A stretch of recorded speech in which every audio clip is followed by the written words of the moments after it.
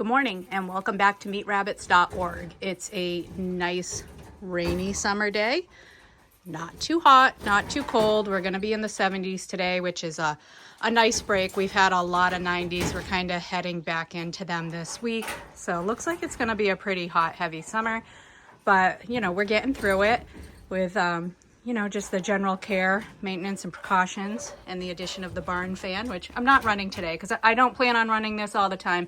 But it is there for me to pop on those high heat days or the days when the air is really, really still and just not moving. Also, good help for fly and like flying insect control, like mosquitoes and whatnot.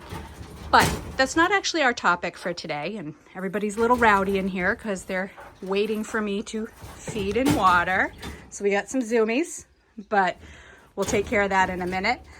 So today I actually wanted to go back and give you 5 more of my favorite things, kind of a summer edition. I had done an edition of this in the winter where I just picked out 5 of the things that are kind of random, kind of easy to take for granted in the rabbit room, but that can be really helpful.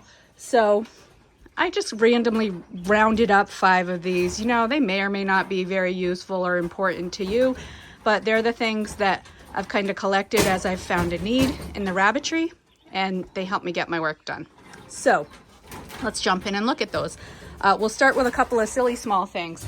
So first up is I like to keep a little pad of just little Post-it notes, pen and pencil, the pen and pencil, all the writing utensils. I know that's a little silly, right? But just being able to quickly mark down anything on the calendar, the Post-its, if I need to remember to get grain or something, another item, say like a kind of healthcare item like an ointment or anything like that, jot it down. Also, if I have things that I just kind of randomly want to put on the calendar to remember when and where I wanted to do something, can do that without actually muddying up the calendar. So, again, kind of a silly thing, but just there for all those things that pop into my mind.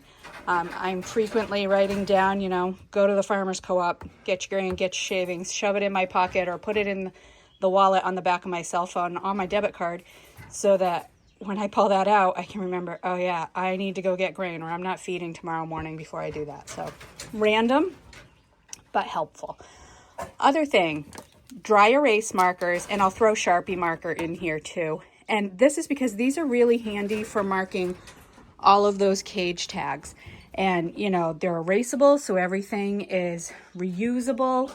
I can note on, if I'm looking at someone like this one, I can, when I moved this one, it had kind of that pasty vent, so I was keeping an eye on that. I've got a few here, or 2 of them that are, those 2 we had looked at in one of the other videos, those males that were kind of in stasis. I actually, instead of my regular weight tracking, I've got some weights on the back of it because they were not gaining and actually were kind of losing. So I wanted to keep an even closer record on them so that I could quick at a glance, and when I weigh them, see if we're making any progress or if maybe they need to be culls. So they come in handy for all of that. They wipe right off, kind of depending on how long it's been on the cage tag. So they'll wipe right off if it's pretty fresh and new, just with a dry towel. But if they've been on there for a while, it can take a little bit of alcohol, but that will take that right off. Also, and then the Sharpie I use because if I want something permanently on the tag, I'll put it in Sharpie. But the alcohol will usually take most of that off too, if not all of it. So, just a little tip, little trick. This is something I've just recently added, sort of. So what's in this bottle is mineral oil that I'm using for ear mite treatment. But what I usually used was the dropper bottle, which depending on the rabbit and whether you're actually pulling them out and holding them close can be a little tricky. And this has a little spray top. So I'm able to just get it near the base, give it a spray. It actually covers a little better. And I kind of hesitated using a spray in their ears because I figured the noise would freak them out. But honestly, This freaks them out less than the drops. I think it's just the feeling of the drops, how close and how long you need to get in there to get the drops in. Not like it's hard. I don't want to make it sound like this is like the end of the world or anything. But this is a quick, easy way. You know, I had the mites in some of those middle cages a couple of weeks ago. And, you know, so I dosed them, but I was dosing everybody in this rabbit run. Because if I've got one with them, everybody's getting treated. It's no big deal. It's cheap, it's easy, there's no harm. They can't build a resistance. The mites can't build a resistance to mineral oil because it doesn't act by poisoning them. It acts by smothering them. So, you know, I'm not afraid of overusing the mineral oil. So if I have one rabbit in here with ear mites, everyone's getting treated. And this actually makes it a lot faster and easier to just go in, reach in the cage, squirt in about the midsection of the ear. It runs down, it gets worked around. They groom their ears and spread it around. Works great. So that is one of my new favorite things. I still have the dropper bottle, you know, if I'm taking one out or something, say I'm doing nails and stuff, I'll put a couple drops in, but more and more I'm going to the spray. An apron, because some days, I mean, not usually wearing clothes in here that I'm too concerned about, but also some days, you know, I might be running to the store or something that I don't want to be covered with fur and hay when I'm gone. So I'll just throw this on. Or if I'm coming in the middle of the day, you know, if it's one of those days where I've got somebody that I've got to come in and do some repeated treatment on throughout the day, say like the gas drops or something, easy to throw this on, get things done, take it off and go on about my day without being covered in too much mess. Other thing is, you know, it's a nice, not too heavy, but it's a heavy denim. So it's really good protection also for, you know, protecting the chest and stuff from scratches.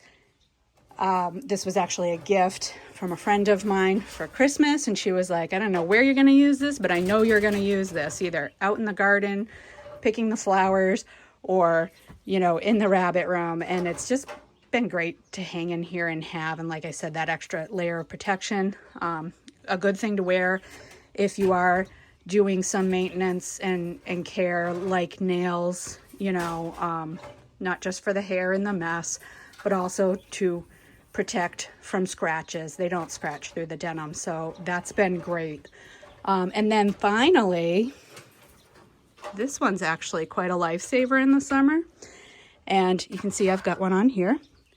These are the Farmer Defense sleeves that are made for protecting your arms from, like, in the garden, from like thorns and nettles and things like that, but which is originally what I got them for.